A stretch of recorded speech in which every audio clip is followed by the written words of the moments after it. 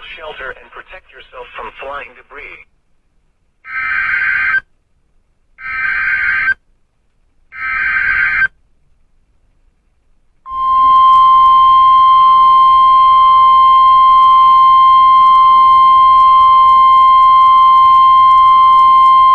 The National Weather Service in Milwaukee-Sullivan has issued a severe thunderstorm warning for Milwaukee County in southeastern Wisconsin until 12:45 p.m.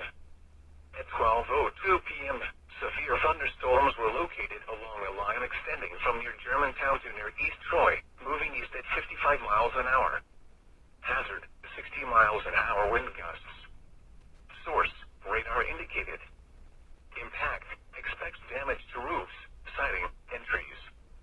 Locations impacted include Milwaukee, West Allis, Wauwatosa, Greenfield, Oak Creek, South Milwaukee, Cudahy, Whitefish Bay, Greendale, Brown Deer, St. Francis, Hales Corners, Fox Point, Bayside, West Milwaukee, Franklin, Glendale, River Hills, Milwaukee Hohen Bridge and Shorewood.